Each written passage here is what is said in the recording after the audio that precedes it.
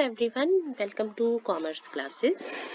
Today we'll be working for adjustment of purchase and sales return under perpetual system. Now we all know that perpetual system में हमें stock ledger maintain करना होता है. So you have a stock ledger जिसमें आप day to day recording कर रहे हो. If there is stock in, you are recording it here. If there is stock out, you are recording it, and then with each transaction the account is balanced, ledger is balanced. So herein, if you have any purchase or sales return, then where will you record it? How will you post it here in these columns? Okay, so this we are going to study today. Now you see, starting with purchase return. Now when we look at our stock ledger, this is our stock ledger. All right, and I'm just writing it here. You have three main columns: stock in, stock out, and balance. Within each you have three columns again: quantity, pricing, and the cost, isn't it? Or amount as you call it. Now herein we record the date or serial number or the details, whatever according to our own method. So if you have any purchase return, तो अगर आपका purchase return हो रहा है तो वो किस column में होना चाहिए? यहाँ दो कॉलम है आपके पास, एक स्टॉक आ रहा है, एक स्टॉक जा रहा है. So when our purchases are return, मतलब हमारा स्टॉक बिजनेस से बाहर गया, आउट हुआ. So you can either record it here in the stock out column. You have purchase return, so you may put it here. Quantity आप यहाँ लिख दोगे, बट यहाँ लिखने से क्या हो जाता है कि we use this statement to find out cost of goods sold also, and we know that यहाँ का total जो है it is regarded as cost of goods sold, क्योंकि ये stock out का मतलब है कि stock sale किया है ना.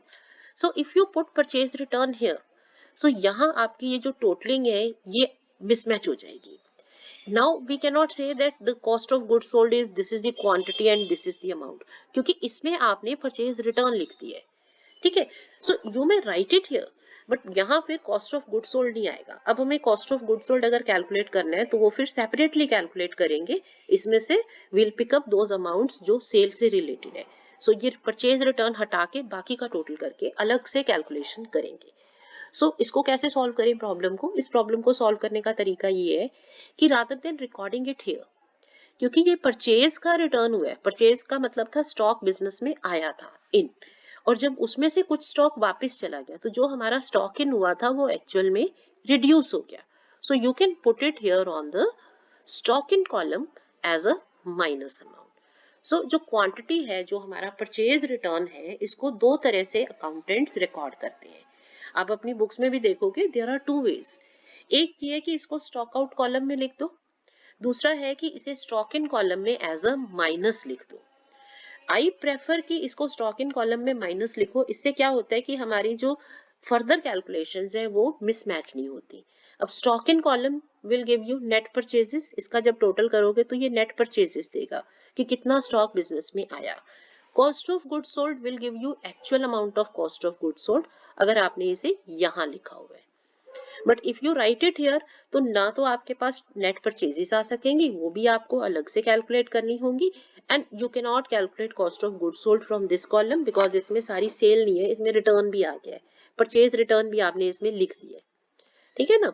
सो मेथड दोनों है, बट अपनी कन्वीनियंस के लिए आई फाइंड कि स्टॉक इन में अगर हम इसे माइनस में लिख दें तो इससे हमारी फर्दर कैलकुलेशंस अफेक्ट नहीं होती हैं. सो दिस इज बेस्ट अप्रोच. ठीक है, सो आप इसको क्या कर सकते हो, you can record it either in the stock out column or as a minus in stock in column. Method दोनों है. I will take up in this column, but आप दूसरे में भी कर सकते हो, गलत नहीं होता है, बस कुछ कैलकुलेशंस रिवाइज करनी पड़ जाती है. Cost of good sold correct नहीं होगा, टोटल परचेजेस ठीक नहीं आएंगी, उसमें से रिटर्न अलग से माइनस करके नेट अमाउंट कैलकुलेट करना होगा, कॉस्ट ऑफ गुड सोल्ड भी अलग से टोटल करना पड़ेगा. अच्छा, क्वांटिटी लिख दी. अब प्राइसिंग कैसे करें, मतलब कौन से वाला रिटर्न हो रहा है, बिकॉज आपका जो स्टॉक है जो कभी आपने परचेज किया था, because this is purchase return, so ये ऊपर कहीं आपने ये परचेज किए होंगे लॉट, उन्हीं में से रिटर्न कर रहे हो. सो अब इसको किस प्राइस पे, कौन से वाले प्राइस पे इसे यहाँ माइनस करें। सो प्राइसिंग का रूल टेक्निकली देखा जाए तो बहुत सिंपल है। जिस लॉट में से आपने रिटर्न किया है, जो भी लॉट आप रिटर्न कर रहे हो, उसी लॉट का प्राइस आपको यहाँ फॉलो करना चाहिए। सपोज इससे पहले यू हैड परचेज से सब गुड्स ऑन से ऑन 1 अप्रैल, आपने 100 यूनिट्स बाय किए थे, ठीक है, 60 रुपीज पे। उसके बाद आपने 15 अप्रैल को 500 यूनिट्स बाय किए थे से 55 पे। अब आप 19 अप्रैल को 50 यूनिट्स रिटर्न कर रहे हो, ठीक है, कौन से वाले, 1 अप्रैल की परचेज वाले। तो अब आपको इसे क्या करना चाहिए, यहाँ हमने बैलेंसेस में लिखे होंगे लॉट 1 लॉट 2, यहाँ पे ये दोनों लॉट आ रहे हैं, ठीक है ना। So you can return it and you can take up the price जिस लॉट का है, क्योंकि ये 1 अप्रैल का है तो आप इसकी प्राइसिंग क्या करोगे, 50 units at the price of 60 rupees, क्योंकि ये वाला लॉट आपका गया है तो इसी में से इसे माइनस कर देना चाहिए। सो जो भी लॉट हमारा रिटर्न हो रहा है उसी लॉट पर इसे प्राइस करेंगे। So price it at the rate at which the lot was purchase, जिस लॉट को रिटर्न कर रहे हो उसी लॉट की प्राइसिंग आप फॉलो करोगे। बट यहाँ क्या होता है कि it is not that simple. आप you should take this lot, क्योंकि ये 2 लॉट आपके पास यहाँ पहले कहीं बाय किए थे, ठीक है ना। सो आपको, क्योंकि you return it from the 1 अप्रैल वाला लॉट, आपको इसको इसी में से माइनस करना चाहिए, इसी की प्राइसिंग लेनी चाहिए। बट प्रॉब्लम क्या हो जाती है, सपोज इस डेट को 19 अप्रैल को when you are doing this return, ये लॉट आपका एग्जिस्ट नहीं कर रहा, मतलब आपके स्टॉक लेजर में ये अपीयर नहीं हो रहा। अब आप ये कह सकते हो कि ये, अगर if we are returning this तो ये तो होना चाहिए ना हमारे पास। ऑफ कोर्स लॉट फिजिकली है, बट प्रॉब्लम क्या है कि जब हम ये बुक्स बना रहे होते हैं, when you are making this ledger, तो ये आप बना रहे होते हो फीफो, लीफो या वेटेड एवरेज के बेसिस पे, ठीक है। तो एक्चुअल में आपके स्टॉक के मूवमेंट्स में भी different from this. So problem यहाँ आ जाती है कि हमारी बुक्स में ये स्टॉक एग्जिस्ट नहीं कर रहा। आपने हो सकता है यहाँ पर कहीं सेल की थी, सपोज आपने सेल की थी 250 यूनिट्स की, ठीक है, पहले तुम्हारे पास ठीक है 100 का लॉट भी था, 500 का भी था, बट आपने इसके बाद ये 250 यूनिट्स की सेल कर दी। एंड यू नो कि सेल के टाइम पे इफ वी आर फॉलोइंग से फीफो अप्रोच, तो 100 वाला लॉट गया और नेक्स्ट लॉट में से आपके 55 यूनिट्स चले गए, तो अब आपके पास 350 यूनिट्स बच रहे हैं इस लॉट के। तो ये वाला तो लॉट ही नहीं है अवेलेबल, जिस लॉट को आपको रिटर्न करना है वो लॉट आपके पास है ही नहीं, तो how can you price it at 60। आप इसे कहाँ से माइनस करोगे, हमारे पास तो लॉट ही 55 वाला है, ठीक है ना। सो अब क्या करते हैं, if that lot is not available, so पहली चीज वही है कि जो लॉट है उसी में से रिटर्न करना है। But if you think, if you find अपने बुक में जब सॉल्व कर रहे हो क्वेश्चन कि ये लॉट तो यहाँ पे है ही नहीं, तो अब क्या करेंगे, now we will deduct it as per the method that we are following. फिर आप इसको ऐसे समझ लो कि ये एक स्टॉक आउट हो गया, स्टॉक बिजनेस से बाहर जा रहा है, और हमारा मेथड जो हम फॉलो कर रहे हैं, फीफो फॉलो कर रहे हैं, तो फर्स्ट इन फर्स्ट आउट, मतलब जो भी फर्स्ट लॉट है उसमें से इसको माइनस कर दो। लिफो कर रहे हो तो लास्ट वाले में से इसे कर दो minus.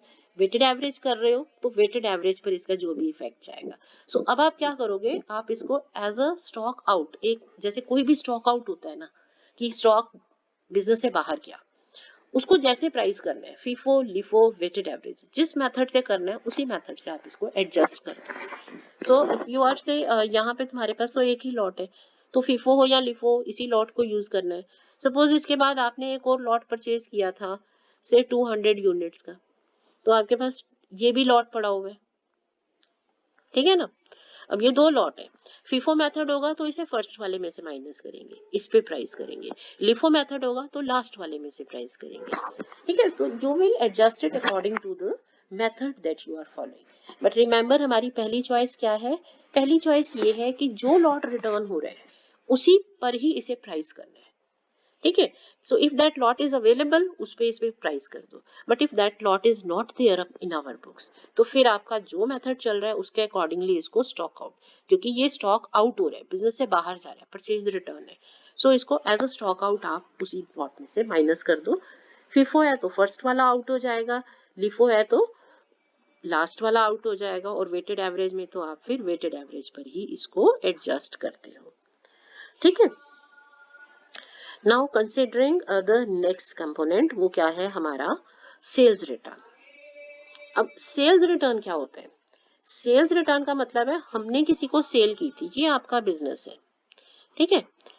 You sold goods to some customer, maybe you sold 500 units to him.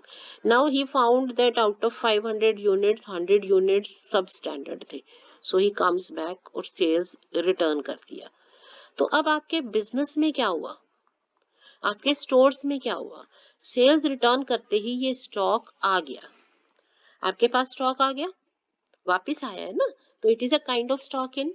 सो इसमें कहाँ लिखना चाहिए, या तो आप इसे स्टॉक इन कॉलम में लिख दो कि स्टॉक आ गया, बट स्टॉक इन कॉलम में लिखने से गड़बड़ क्या होगी, जब आप इसे स्टॉक इन कॉलम में लिख दोगे, ठीक है, यहाँ सेल्स रिटर्न हो गई मान लो मेरी 100 यूनिट्स की, आप यहाँ लिख देते हो। अब आप बताओ इसका टोटल क्या करते हो, इसका टोटल होता है परचेजेस, यहाँ स्टॉक आउट का टोटल होता है कॉस्ट ऑफ गुड्स सोल्ड। अब यहाँ लिखने से क्या होगा कि ये दोनों कॉलम अब गलत हो जाएंगे, it will not give you purchases because यहाँ आपके पास सेल्स रिटर्न है, तो सेल्स रिटर्न अगर आप इसमें ऐड कर देते हो तो परचेजेस करेक्ट नहीं होगी। Secondly this will also not give you cost of goods sold, क्योंकि ये जो सेल्स यहाँ पे दिखा रहे हो, ये जो यहाँ कहीं आपने सेल्स दिखाई थी, सपोज आपने 500 यूनिट्स की सेल की थी, उसकी प्राइसिंग थी 50 रुपीज पे, ठीक है, तो ये जो आपने सेल दिखाई थी इसी में से तो ये रिटर्न हुआ है, तो कॉस्ट ऑफ गुड्स सोल्ड भी करेक्ट नहीं होगा।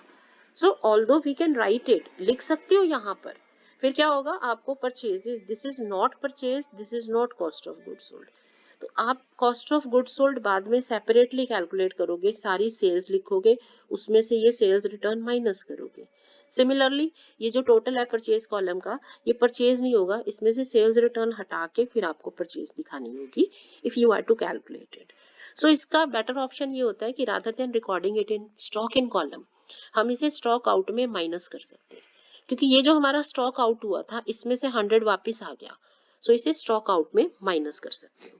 सो just as we do for the purchases, या तो उनको जो हमें क्लियरली दिख रहा है कि स्टॉक इन है या स्टॉक आउट है उसी कॉलम में लिखो, या because this is a reversal of previous transaction, purchase return या सेल्स रिटर्न एक फ्रेश ट्रांजेक्शन नहीं होती है, ये एक पिछली ट्रांजेक्शन थी उसका रिवर्सल हुआ है, आपने परचेज किया उसका रिवर्स हो गया रिटर्न आ गया, आपने सेल किया उसका रिवर्स हुआ आपका सेल्स रिटर्न हो गया।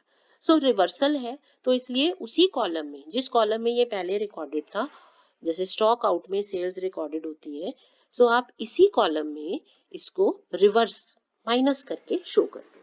नाउ कमिंग टू प्राइसिंग, अब किस प्राइस पे लेंगे, तो सेल्स तो प्राइस थी, दिस वाज प्राइस्ड एज 50, तो जिस प्राइस पे आपका आउट हुआ था उसी पे रिटर्न होगा, ठीक है। सो it should be priced at the rate at which this lot was issued, तो जिस प्राइस पे ये 50 है तो इसको 50 पे ही प्राइस करना है, यहाँ तो ठीक रहेगा। अब आएगी प्रॉब्लम बैलेंस में, अब बैलेंस में because this stock has come back, ये हमारे पास वापस आ गया, तो अब इसे बैलेंस में कैसे एडजस्ट करेंगे, बैलेंस में आपके पास कुछ लॉट्स होंगे, ठीक है ना, तो अब ये जो लॉट वापस आया है, if that lot is existing with you, अब अगर ये लॉट आज की डेट में भी या जिस लॉट से ये सेल की थी वो लॉट अगर आपके पास रेलेवेंट लॉट अगर अवेलेबल है, तो it will be added in that lot, क्योंकि स्टॉक वापस आ गया तो उस लॉट में इसको ऐड कर दो। बट अगर ये लॉट अवेलेबल नहीं है तो क्या करेंगे, we will record it as any fresh stock in, जैसे कोई भी स्टॉक आता है तो हम लिख देते हैं ना, एक अगला लॉट बना देते हैं, तो वैसे ही इसको लिख देंगे। So you will record it as a separate lot अगर आपके पास वो वाला लॉट नहीं है। So please remember, purchase return हो सेल्स रिटर्न हो, it is to be recorded in the relevant lots, इसको उन्हीं लॉट्स में से एडजस्ट करना है।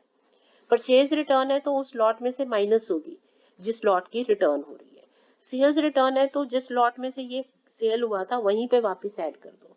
प्रॉब्लम होगी अगर वो लॉट अवेलेबल नहीं है, अगर वो लॉट अवेलेबल नहीं है then you treat it as a fresh stock in और स्टॉक आउट। तो अगर कोई फ्रेश स्टॉक आउट हो या फ्रेश स्टॉक इन हो तो उसको कैसे एडजस्ट करते हैं, कोई स्टॉक आता है तो हम लॉट के नीचे अगला लॉट लगा देते हैं, है ना, ये मान लो you have 2 lots with you, next lot आ गया वो उसी के पीछे लग जाता है, तो यहाँ भी ये यहीं लग जाएगा अगर ये ऊपर वाले लॉट अवेलेबल नहीं है। Okay, so let us see this question. We are to calculate closing stock and cost of goods sold. Information दे रखी है, बैलेंस है, परचेज है, सेल है, purchase return. Okay, then you have purchase, sale, purchase, sales return, then you have purchase return, sales return. So काफी सारे return है, सबकी एडजस्टमेंट एक ही बार में हम सारा मेथड सीख लेंगे इसमें. ठीक है. Okay, now making this stock ledger. ये स्टॉक लेजर के लिए लिखा है, इसके लिए ऊपर लिखा हुआ है. ओपनिंग बैलेंस है आपके पास 1200 यूनिट्स. तो बैलेंस हम यहाँ पे लिखते हैं 1200 units at the price of 36,000. देखो यहाँ पर क्या है कि with every transaction our statement is balanced. तो हमें ये बैलेंस करनी होती है. ठीक है. नेक्स्ट है purchase of 500 units at the price of 35. So 17,500. तो अब आपके पास क्या आ गया, first lot and then you have this lot of 500 units. ठीक है, ये बैलेंस हो गया. वैसे ये पूरा करते हैं, I am not writing it because ये इतनी लंबी स्ट्रेट लाइन टेढ़ी मेढ़ी हो जाती है. ठीक है, ये आ गया. नेक्स्ट है आपके पास अनदर 500 यूनिट्स परचेज. ये तीसरी ट्रांजेक्शन हो गई मार्च 13 की. Okay, so now you have got 1200 units का first lot priced at 30 rupees each, 500 units second lot. Okay, and then you have another lot of 300 units at the price of 32. ठीक है, ये हो गया. मैं यहाँ पे कर रही हूँ बैलेंस. ओके, नेक्स्ट है sale. Now if you are selling 1000 units, तो 1000 यूनिट्स हमारा जो रूल है, फीफो सिस्टम क्या कहता है, फर्स्ट इन फर्स्ट आउट. तो जो फर्स्ट लॉट है उसमें से सबसे पहले आउट होगा. सो यहाँ से आपका पहला लॉट ही कंप्लीट यूज हो जाएगा. अभी भी you are left with 200 units here in. ये आपके पास अभी भी बच गए हैं 500 units at the price of 35 and 300 units at the price of 32. ये साथ साथ चलते जाएंगे, कैलकुलेशन में ज्यादा दिक्कत नहीं है ना. ठीक है, नेक्स्ट है return from lot Feb 10. Feb 10 में जो आपने परचेज की थी, परचेज रिटर्न हो रहा है आपका. ठीक है, तो परचेज रिटर्न क्या होता है, आपका स्टॉक जो आपने पहले इन किया था, खरीदा था, अब वो वाला आपको वापस करना है. सो या तो ये स्टॉक आउट में लिख दोगे कि स्टॉक चला गया बिजनेस में से, और you will record it here. So I will record it here. तो यहाँ मैं माइनस में करूंगी क्योंकि ये फेब 10 है ना, इसको यहाँ से रिलेट करो कि फेब 10 में ये जो परचेज की थी इसमें से 100 यूनिट आउट हो गए, चले गए बाहर. सो जो लॉट आपने खरीदा था उसी में से ही इसको वापस करना है. So if this lot is available, इसकी प्राइसिंग कैसे होती है, जो लॉट आपने रिटर्न किया उसी के बेसिस पे इसको प्राइस करना है. बट यहाँ ध्यान दो, if that lot is available तो आप इसको इसी अमाउंट पे रिटर्न कर दोगे. बट अगर वो लॉट अवेलेबल ना हो, then you will assume it to be a fresh stock out. अब ये चेक करो, ये वाला लॉट है क्या, 500 into 35 वाला लॉट पूरा पड़ा हुआ है ना, ये वाला लॉट था. तो इसको इसी लॉट में से ही रिटर्न करना है. सो ये हमारे रिटर्न यहाँ से जा रहे हैं. ठीक है, अब हमारे पास लॉट क्या बच जाएंगे, 200 into 30 6000. इसमें से 100 यूनिट हमने रिटर्न कर दिए. ठीक है, 14,000 एंड 300 यूनिट्स ऑफ 32 भी हमारा नेक्स्ट लॉट हमारे पास है. नाउ सपोज ये लॉट हमारे पास अवेलेबल ना होता, सेल हो गई होती, तो क्या करते, फिर इसकी प्राइसिंग कैसे करते. इन दैट केस क्योंकि ये स्टॉक आउट है, तो जो भी हमारा मेथड चल रहा है, जैसे फीफो चल रहा है तो फीफो कहते हैं फर्स्ट इन फर्स्ट आउट. तो जो फर्स्ट लॉट है उसमें से इसे प्राइसिंग करके उस लॉट में से इसे आउट करते. लिफो चल रहा होता तो लास्ट वाले में से प्राइस करके आउट कर देते. वेटेड एवरेज में तो हमारे पास एक वेटेड एवरेज प्राइस होता है, उस पर ही इसे प्राइस कर देते. सो क्या करना है, अगर ये लॉट जो रिटर्न कर रहे हैं हम, if that lot is available, तो उसी लॉट में से ही इसको प्राइस करना है. If that lot is not available, तो फिर इसको एक फ्रेश ट्रांजेक्शन मान लो कि एक नया स्टॉक आउट हो गया. जहां भी लॉट अवेलेबल नहीं है वो फ्रेश ट्रांजेक्शन की तरह से रिकॉर्ड हो जाएगा. ठीक है ये स्टॉक आउट, बट हम इसे स्टॉक इन में माइनस कर रहे हैं क्योंकि ये रिवर्सल है, परचेज का रिवर्स हो गया रिटर्न. नेक्स्ट है परचेज ऑफ 600 यूनिट्स. अब आपने और 600 यूनिट्स बाय कर लिए. सो now you have got how many lots. अब मैं थोड़ा छोटा छोटा लिख रही हूँ. 435 पे, 332 पे, and this last of 600 units eight 40. ठीक है। सो ये हो गए हमारे पास ओके, ये मैंने मिस्टेक कर दी है। जो परचेज है हमारी, ठीक है ना, परचेज थी हमारी, तो ये हमारी यहाँ पर आएगी 600 units at the price of 40। ठीक है, नेक्स्ट हमारे पास क्या है, सेल है 500 यूनिट्स की। अब ये जो सेल हो रही है 500 यूनिट्स की, सेल कहाँ से करते हैं, फीफो मेथड से फर्स्ट इन फर्स्ट आउट, तो पहला लॉट जाएगा, so this lot will go completely. Second lot में से कितने यूनिट्स जाएंगे, 300 यूनिट्स, ठीक है ना। तो अब बच क्या गया, first lot is fully gone, second lot में से 300 units are gone, so 100 units आपके पास बच गए। नेक्स्ट लॉट आपके पास पूरा आ गया, और नेक्स्ट लॉट भी हमारे पास, जो लास्ट लॉट अभी जो बाय किया था 600 यूनिट्स का, this is also there with us. So ये हो गई हमारी ट्रांजैक्शन। नेक्स्ट है हमारा परचेज। ओके, उसके बाद परचेज किया 500 units, so 500 units at the price of 42 21,000। तो अब यहाँ पर हमारे लॉट क्या होंगे, 100 eight the rate of 35, 300 at the rate of 32, 600 at the rate of 40 and 500 at the rate of 42। तो ये हमारे लॉट्स हैं अभी। इसके बाद ये थोड़ा सा मेरा यहाँ पे आप कह सकते हो एरर ऑफ एस्टिमेट हो गया है, कि मुझे लगा था इतनी स्पेस सफिशिएंट होगी, बट वो स्पेस कम पड़ गई है। ठीक है, अब नेक्स्ट क्या है हमारा, सेल्स रिटर्न हो रहे हैं, ठीक है, 150 यूनिट्स का। तो सेल्स रिटर्न का मतलब या तो स्टॉक आ गया, आइदर यू रिकॉर्डेड हियर, ये है आपका मई 15 में सेल्स रिटर्न है, ठीक है। सो यू विल आइदर से कि ये मेरा स्टॉक वापस आया तो स्टॉक इन में लिख दो, यहाँ इसे रिवर्सल मान लो तो स्टॉक आउट। ये जो सेल हुई थी हमारी मार्च 20, ये वाली जो सेल हुई थी, इसमें से रिटर्न आया है, सो ये 150 यूनिट्स इस सेल्स का रिवर्स हो गया, सेल्स में से माइनस हो गया। अब प्राइसिंग कैसे करेंगे, जो लॉट आपका रिटर्न हुआ है उसी को ही लेना होगा। सेल्स रिटर्न में it is priced at the same value at which it has been given, जिस पे इश्यू हुआ था उसी पर ही रिटर्न होगा। नाउ अब इसे बैलेंस में कहाँ लिखेंगे, बैलेंस में लिखना है तो it should be added in the relevant lot, but ये 30 रुपीज वाला लॉट तो हमारे पास है नहीं, तो जब भी लॉट अवेलेबल नहीं होता है तो इसे हम फ्रेश ट्रांजैक्शन मानते हैं। बिकॉज ये स्टॉक आपके पास वापिस आया है, सो यू विल एज्यूम कि अब ये स्टॉक हमारा एडिशनल, मतलब हमारा नेक्स्ट लॉट हो गया। सो ये 150 यूनिट्स का नेक्स्ट हमारा लॉट मान लेंगे 30 रुपीज पर। ओके, सो ये हो गया 24,000, 21,000 एंड 4,500। सो ये हो जाएगी हमारी यहाँ पे इसकी वर्किंग। नेक्स्ट है हमारा return from lot purchased on May 12।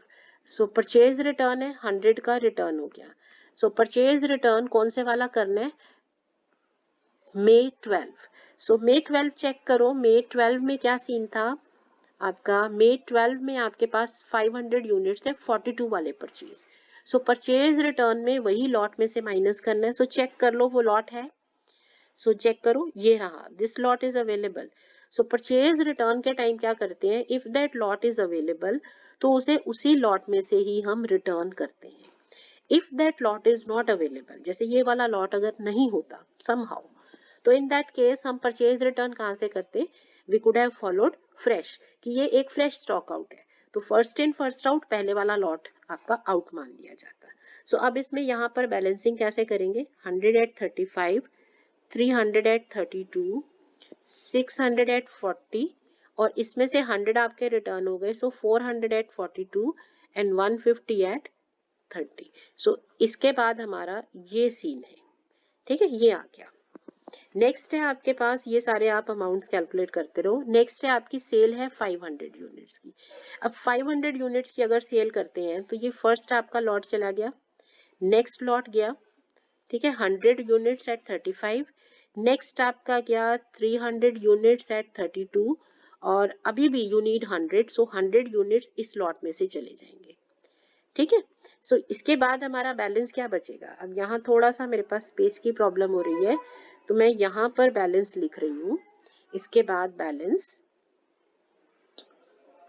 अब देखो ये लॉट गया, ये लॉट गया, इसमें से 100 यूनिट्स गए, तो बैलेंस में इसी में चेक कर लो, तो यहाँ पर आपके पास 500 यूनिट्स ऑफ 40 रुपीज बच जाएंगे, 400 यूनिट्स एंड 150 यूनिट्स, ये तीनों अब आपके बैलेंस में बचेंगे। तो ये दोनों लॉट खत्म हो गए हैं, ये लॉट्स बच गए हैं। उसके बाद सेल्स रिटर्न है। सेल्स रिटर्न मतलब ये जो सेल हमने की है इसी में से हमारे रिटर्न हो गए हैं, स्टॉक वापस आ गया। ये वाली थी जून 13, इसी वाली सेल में से, इसी सेल में से ये वापस आया है। तो अब इसकी प्राइसिंग कैसे करेंगे? सेल्स रिटर्न की प्राइसिंग कैसे करते हैं? जो लॉट आपने दिए थे वही वापस आने चाहिए, क्योंकि आप आइडेंटिफाई कर रहे हो ना, परचेज और सेल्स में अगर लॉट आइडेंटिफाइड है तो उसी में से वापस आने चाहिए। बट यहाँ हमने क्या किया था, 3 लॉट को सेल किया था। आप रिटर्न कौन सा मान सकते हो? आप इनमें से कोई भी मान सकते हो, क्योंकि हर चीज नहीं लिखी जा सकती है। यहाँ हमारे पास 3 लॉट्स की सेल हुई है, एक लॉट में से हमारा सेल्स रिटर्न हुआ है, so we don't know which lot, so it is up to the accountant, वो कोई भी लॉट रिटर्न मान लेगा। मान लो अगर आप 100 वाला फर्स्ट लॉट में से 50 यूनिट्स रिटर्न मानते हो, you will price it at 35 rupees. अब ये क्योंकि लॉट हमारे पास अवेलेबल नहीं है, तो your balance will now be having one more lot, ये 35 पे 50 rupees eight the rate 50 units at the rate of 35, ये लॉट आपका दिख जाएगा। इफ यू एज्यूम कि इस सेकंड लॉट में से रिटर्न हुआ है तो 32 वाला लॉट भी अवेलेबल नहीं है, तो तब ये 50 एट 32 दिखाएंगे। बट सपोज अगर आप ये मान लो कि ये लास्ट वाले लॉट में से हमारा रिटर्न हुआ है, ठीक है, तो लास्ट वाला जो लॉट है आपका वो है 40 रुपीज का। सो इफ वी एज्यूम कि ये 40 में से रिटर्न हुआ है, तो क्योंकि ये 40 वाला लॉट तो हमारे पास है, फिर ये यहाँ अलग से नहीं लिखा जाएगा, अगर लॉट हमारे पास है तो उसी में ऐड कर देंगे। तो इसके बाद आपका बैलेंस क्या बच जाएगा, 550 units at the rate of 40, 400 units at the rate of 42 and 150 units at the rate of 30। ठीक है, तो ये हो जाएंगे हमारे क्लोजिंग स्टॉक। ये मैं यहाँ नहीं लिख पा रही हूँ बिकॉज यहाँ पे थोड़ी स्पेस की प्रॉब्लम हो गई है, क्वेश्चन थोड़ा बड़ा था, स्पेस थोड़ी यहाँ पर कम है। ठीक है, इस तरह से आप इसमें लिख देते हो। ओके, आई होप आपको परचेज और सेल्स रिटर्न की वर्किंग अंडर फीफो सिस्टम समझ में आ गई है। फिर से समझ लो, परचेज रिटर्न का क्या करते हैं, purchase return is recorded as a negative in stock in column, क्योंकि जो स्टॉक इन हुआ था वही अब आउट हो गया है, वापस चला गया, परचेज रिटर्न हो गई है। इसकी प्राइसिंग कैसे करते हैं, जो लॉट हमने परचेज रिटर्न किया है उस लॉट में से इसको आपको वापस करना है, if that lot is available. अब जैसे ये लॉट अवेलेबल था तो उसमें से रिटर्न कर दिया, if that lot is not available तो फिर आप जो सिस्टम फॉलो कर रहे हो, फीफो फॉलो कर रहे हो तो फर्स्ट लॉट को रिटर्न कर दो, लिफो कर रहे हो तो लास्ट लॉट को रिटर्न कर दो, वेटेड एवरेज कर रहे हो तो वेटेड एवरेज पे इसको रिटर्न करेंगे। ठीक है, बाकी रही सेल्स रिटर्न की बात। तो सेल्स रिटर्न कैसे होते हैं, सेल्स रिटर्न में आपको आइडेंटिफाई करने की कौन सी सेल रिटर्न हो रही है। जैसे ये जब रिटर्न हुआ तो आपकी ये वाली सेल थी, since it was at 30 rupees, ये सेल 30 रुपीज पे प्राइस थी तो रिटर्न भी 30 पे प्राइस हो गया, प्राइसिंग हो गई। अब बैलेंस में कैसे लिखना है, if that lot is available, अगर वो लॉट अवेलेबल हो तो उसी लॉट में ऐड कर दो, जो भी लॉट है उसमें ऐड करके लिख दो। बट अगर वो लॉट अवेलेबल नहीं है तो आपको उसको नेक्स्ट लॉट की तरह से अलग से लिखना है। बट यहाँ पे थोड़ी सी चॉइस हो जाती है, सपोज सेल के टाइम पे आपका एक लॉट नहीं था, you had more than one lot, तो अब रिटर्न किसका माने, किसी का भी मान लो। ठीक है, अगर आप 40 रुपीज वाला मान रहे हो तो क्योंकि वो लॉट अवेलेबल है तो अब उसी लॉट में इसको ऐड कर दो कि ये स्टॉक वापस आ गया। दूसरा कोई मान रहे हो क्योंकि वो लॉट अवेलेबल नहीं है तो ये स्टॉक तो वापस आया है ना, इन हुआ है ना, बिजनेस में स्टॉक इन हुआ है, रिटर्न हुआ है, तो अब उसे नेक्स्ट लॉट की तरह आगे लिख देंगे। हमारे आंसर्स जो है डिपेंडिंग अपॉन अवर एजम्पशंस थोड़े से डिफरेंट हो सकते हैं। ठीक है, let us solve the same question with LIFO approach. LIFO मतलब लास्ट इन फर्स्ट आउट, ठीक है ना।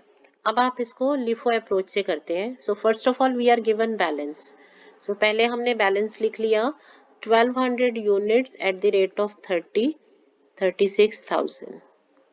Next we are given 500 units being purchased, stock in, okay, so this is 1200 at the rate of 30, 500 at the rate of 35,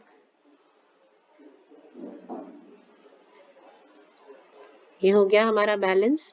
we should close our statement with each transaction. ये ऐसे close करते हैं। मैं लिख नहीं रही हूँ क्योंकि ये मैंने जो टेबल बनाई है इसमें दो अलग अलग कलर्स आ रहे हैं, सो दिख रहा है कि हमारे ट्रांजेक्शन्स कौन सी हैं। नेक्स्ट है 300 यूनिट्स और बाय किए एट द रेट ऑफ 32।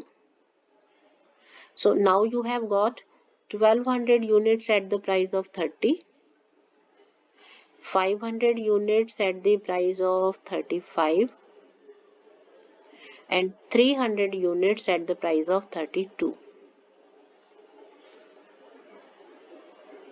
ठीक है। नेक्स्ट है sale. Now if you are selling 1000 units, तो ये 1000 यूनिट्स की सेल लिफो सिस्टम क्या कहता है, लास्ट इन फर्स्ट आउट। तो जो लास्ट वाले यूनिट्स हैं वो पहले आउट होंगे, तो आपका ये लॉट जाएगा। So you will first sell this lot of 300 units, then you will sell 500 units from next lot, और तब भी बात बुरी नहीं बनती है तो अब आपको 200 यूनिट्स और पहले लॉट में से सेल करने पड़ेंगे। सो आपके यूनिट सोल्ड हो गए फ्रॉम द लेटेस्ट लॉट्स। तो कौन सा लॉट बचा, this lot is fully gone, this lot is fully gone, और इस लॉट में से 200 यूनिट्स की सेल हो गई। सो 1000 यूनिट्स अभी आपके ये वाले फर्स्ट लॉट के बच गए। ठीक है ना, ये आ गया आपके पास। Okay, now next is purchase return from Feb 10। Feb 10 में जो आपने मतलब ये वाला जो लॉट आपने खरीदा था, इसमें से परचेज रिटर्न हो रही है कितनी, 100 यूनिट्स की। सो 100 यूनिट्स आपके रिटर्न हो गए। ओके, अब इसकी प्राइसिंग कैसे करेंगे। Now it should be priced, purchase return should be priced from the same lot. जो हमने रिटर्न किया है उसी लॉट पे इसको प्राइस करना चाहिए। So it should be priced at 35। But when you look at the balance, आपके पास तो ये लॉट ही नहीं है। So if this lot is not available, in that case we will follow the method which is there. So अब क्योंकि ये 35 वाला लॉट नहीं है, अदरवाइज हम इसे 35 पे प्राइस करके उस लॉट में से माइनस कर देते, बट बिकॉज ये लॉट अवेलेबल ही नहीं है तो अब हम जो मेथड फॉलो कर रहे हैं उसको करेंगे। मेथड है हमारा लिफो। लिफो मतलब लास्ट इन फर्स्ट आउट। सो जो लेटेस्ट लॉट है उसमें से इसे आउट कर दो, उसमें से इसे रिटर्न कर दो। सो लेटेस्ट लॉट आपके पास एक ही है 30 रुपीज वाला, उसी में से इसे रिटर्न कर देंगे। ठीक है ना। सो ये आ जाएगा आपका balance 900 units at the price of 30। Okay, next है purchase another of 600 units at the price of 40। So now you have got 2 lots. Lots हम ऑर्डरली रखते हैं बिकॉज हमें वो लॉट्स को फॉलो करना पड़ता है for the purchase and sale etcetera. ठीक है, ये हमारे बैलेंसिंग होगी, हर बार ये हम क्लोज करेंगे। नेक्स्ट है हमारी सेल है 500 यूनिट्स की। सो अब ये सेल 500 यूनिट्स कैसे करेंगे, last in first out. So last lot में से, लास्ट लॉट सफिशिएंट है इस सेल को कवर करने के लिए। सो लास्ट लॉट में से सेल कर दिया, तो अब हमारा फर्स्ट लॉट अभी भी बच गया, और सेकेंड लॉट में से we are left with 100 units. ठीक है ना, ये हो गया हमारा सेल। नेक्स्ट है मे 12 को purchase. Okay, 500 units at the price of 42। So now we have got 3 lots, first lot, second lot and third lot. ठीक है, ये आ गया। अब क्या करोगे आप, नेक्स्ट है आपके पास सेल्स रिटर्न है। सो सेल्स थी मार्च 12 वाली। सो मार्च 12, ये मार्च 12 है, मार्च 12 हो गई आपकी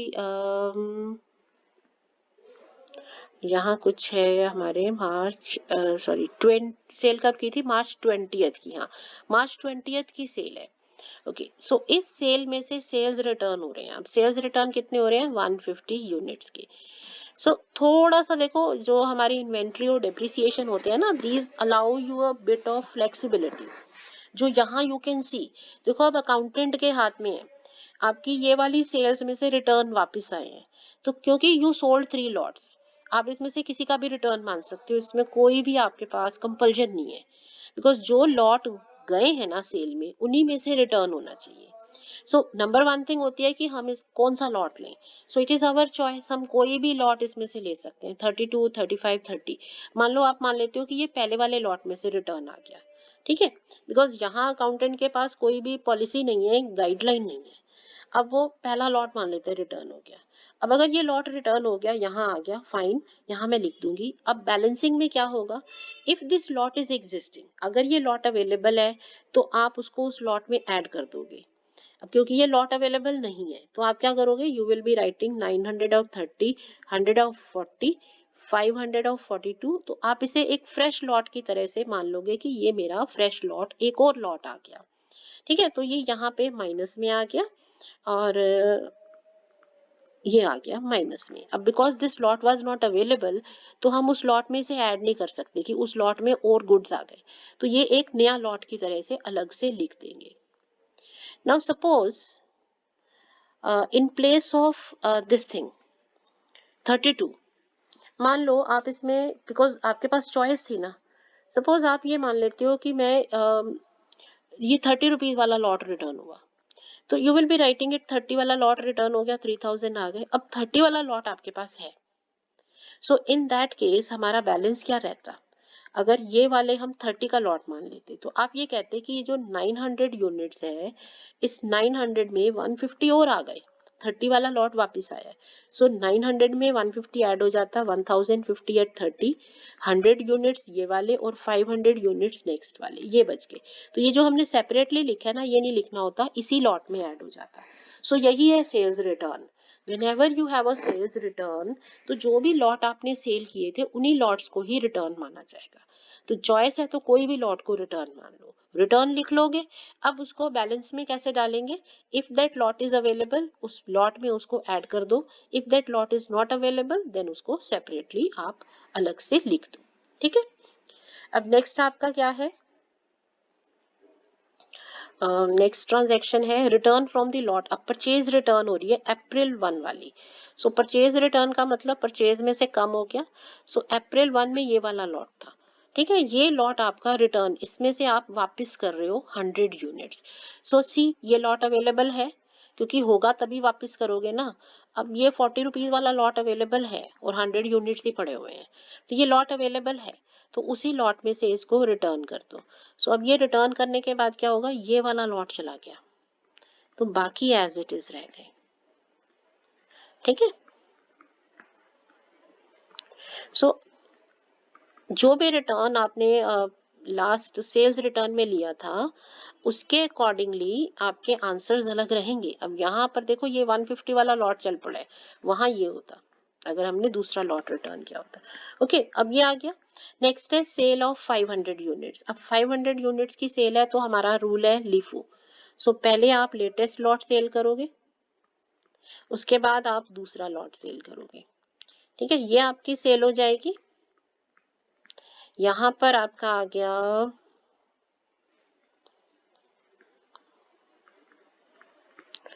ओके। सो अब बच क्या गया, फर्स्ट लॉट पूरा बच गया।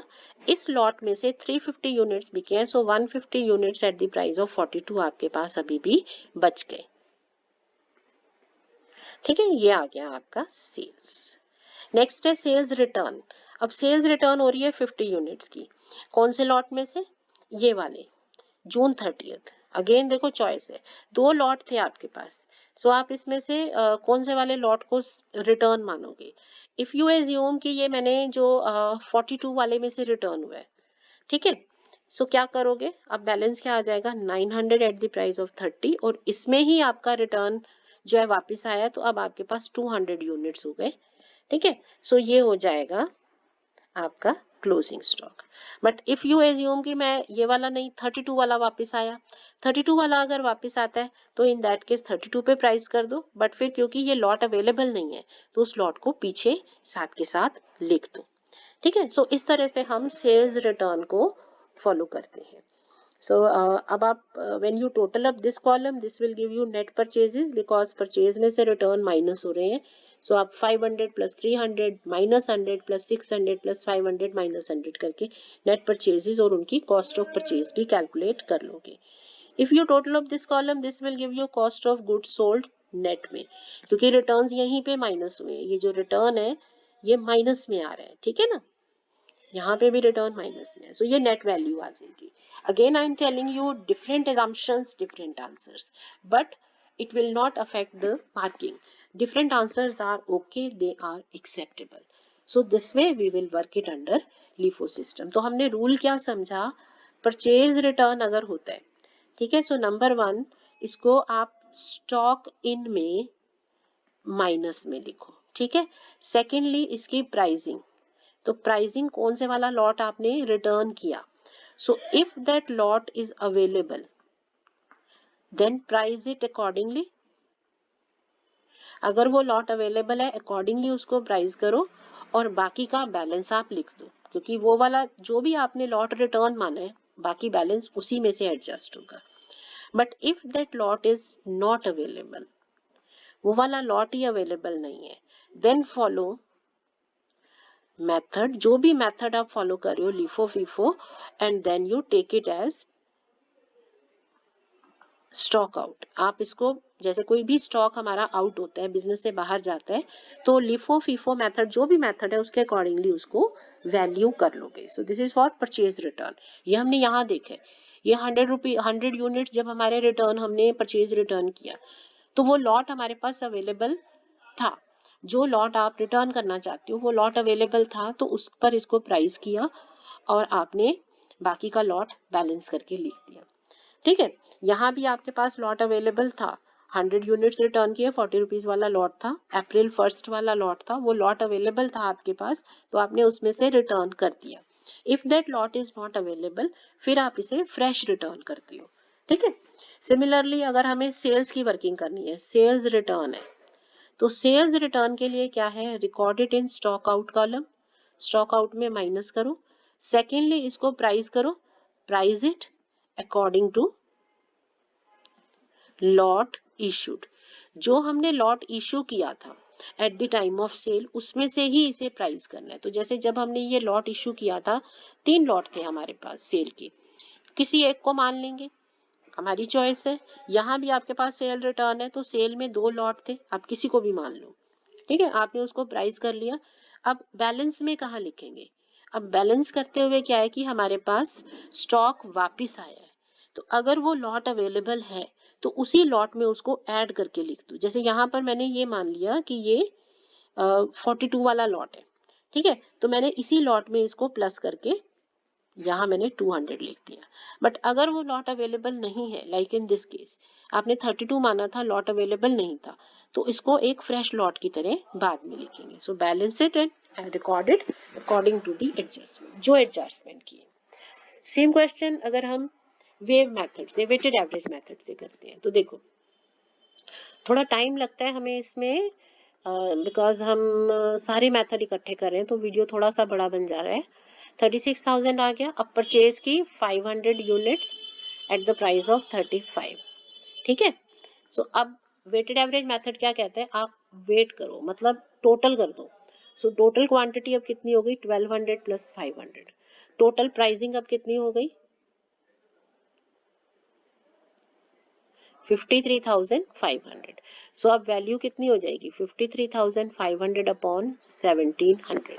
सो इसको सॉल्व कर लो, ठीक है, that will give you weighted average price. Because weighted average method क्या कहता है कि हमें हर बार, ठीक है ना, every time any transaction takes place हमें इसको एडजस्ट करना है। सो ये कितना आ गया, 31.47। सो जो भी हमारा फ्रैक्शन है वो हमें यूज करना है, ठीक है। नेक्स्ट अनदर परचेज, अब आपने परचेज की है नेक्स्ट 300 यूनिट्स, ठीक है, सो राइट इट। अब क्या होगा, टोटल क्वांटिटी हो गई 2000 यूनिट्स की, 1700 प्लस 300, टोटल प्राइस कितना हो गया, ऐड कर दो। Okay, so what is the value,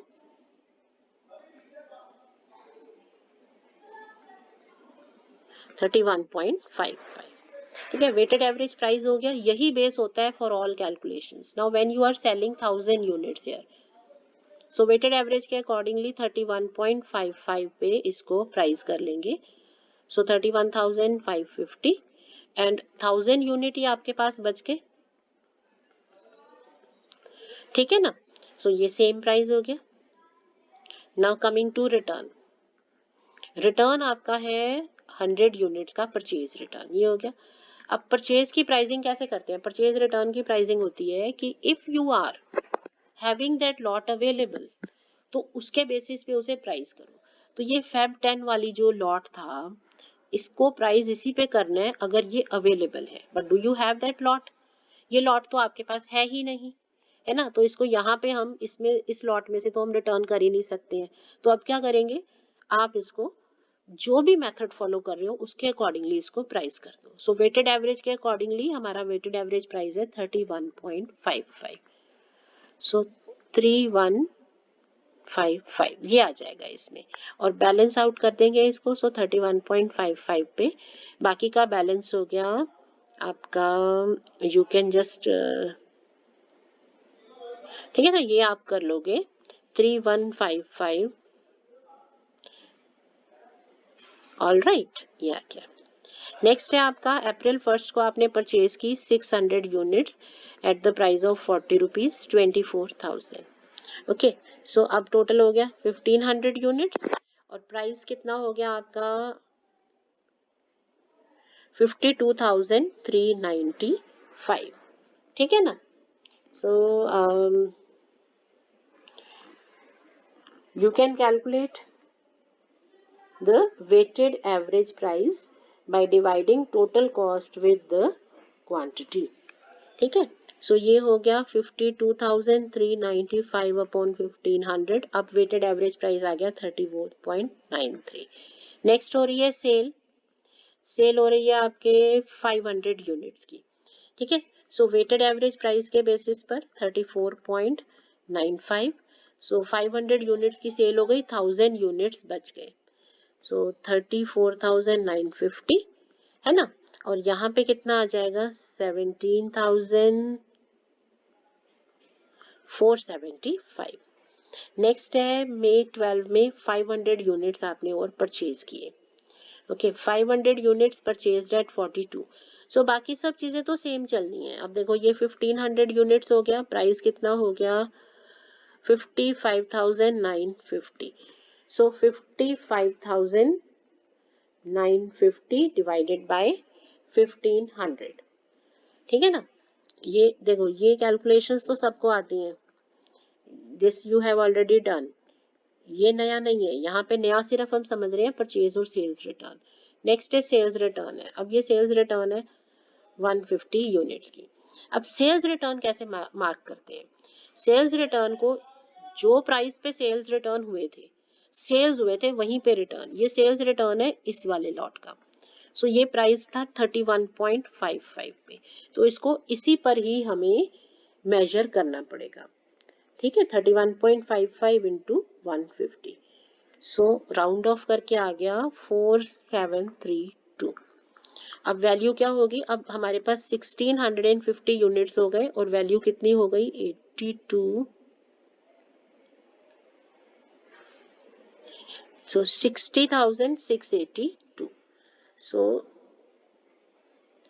value solve कर लो। सो विद ईच रिकॉर्डिंग हमारा जो है वैल्यूएशन चेंज होता है। सो 60,682 अपॉन 1650, सो 36.78 समथिंग आ रहा है। ठीक है, नेक्स्ट है रिटर्न फ्रॉम द अप्रैल 1 वाला परचेज रिटर्न। Purchase return 100। सो 100 यूनिट्स आपके परचेज रिटर्न है। तो ये कैसे होंगे? परचेज के लिए क्या होता है, आपको लॉट चेक करना है। वो लॉट तो होगा नहीं बिकॉज वेटेड एवरेज मेथड में लॉट तो चले जाते हैं। सो आप इसको किस तरह से मेजर करोगे, जो मेथड फॉलो कर रहे हो। सो वेटेड एवरेज प्राइस पे ही इसको आप मेजर कर लोगे 3678। ओके, तो अब हमारे पास 1550 यूनिट्स बच गए और बाकी इसकी वैल्यू कितनी हो जाएगी,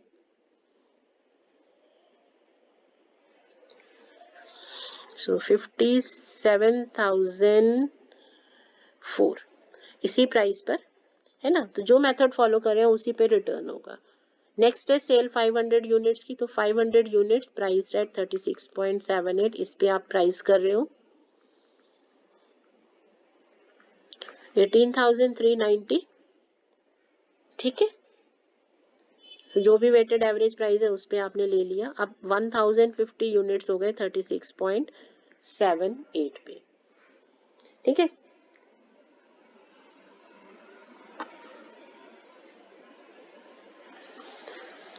38,619।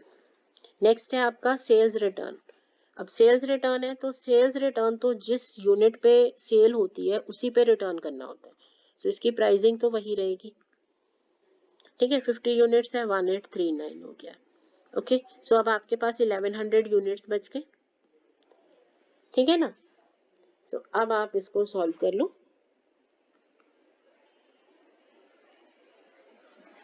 सो 40,458 समथिंग। ठीक है, ये आ जाएगा आपके पास। So this is your closing stock. This will give you net cost of goods sold. This will give you net. Let me revise purchase and sales returns again. Suppose purchase return है तो सबसे पहले हमें क्या करना है, लिखना कहाँ है। तो क्वांटिटी कहाँ लिखी जाएगी, माइनस में इन स्टॉक इन कॉलम में। ठीक है, उसके बाद दूसरी चीज होती है कि इसकी प्राइसिंग क्या हो, कौन सा कॉस्ट प्राइस ले। सो दूसरा प्राइसिंग के लिए हमें क्या चेक करना पड़ेगा, हमें देखना पड़ेगा लॉट अवेलेबल है या नहीं है। मतलब जो लॉट में से आप परचेज रिटर्न कर रहे हो, जो सी परचेज रिटर्न कर रहे हो, जैसे यहाँ पर आपने परचेज रिटर्न की थी फेब 10 के लॉट में से, तो ये फेब 10 का लॉट चेक करोगे ये लॉट है या नहीं है। If that lot is available then you will deduct it from the lot. उसी लॉट में से उसे माइनस भी करोगे और उसकी प्राइसिंग भी करोगे। Pricing is done accordingly. ठीक है, और अगर लॉट अवेलेबल नहीं है, अवेलेबल है फिर तो उसके अकॉर्डिंगली वर्क करोगे, उसी लॉट में से उसे माइनस करोगे और उसी के बेसिस पे वो प्राइस्ड होगा। बट अगर लॉट अवेलेबल नहीं है, हम ये मान लेते हैं कि वो लॉट था ही नहीं, जैसे इस केस में देखो आपने सारे लॉट बंडल कर दिए तो अब वो लॉट अवेलेबल नहीं है। सो अब आप इसको एज्यूम कर लो कि जैसे कोई भी फ्रेश स्टॉक आउट होता है, अगर हमारा कोई भी स्टॉक आउट बिजनेस से बाहर जाता है स्टॉक, तो कैसे अकॉर्डिंगली उसको वैल्यू करेंगे। तो अगर आप फीफो मेथड फॉलो कर रहे थे तो फर्स्ट लॉट के अकॉर्डिंगली जो फर्स्ट लॉट है वो आपका रिटर्न हो जाएगा। लिफो है तो लेटेस्ट लॉट में से माइनस कर दोगे। और वेटेड एवरेज में हम स्टॉक आउट कैसे करते हैं, वेटेड एवरेज प्राइस पे, तो उसके अकॉर्डिंगली इसे वैल्यू कर दोगे। नेक्स्ट है हमारा सेल्स रिटर्न। सेल्स रिटर्न में क्या होता है कि प्राइसिंग की दिक्कत नहीं है।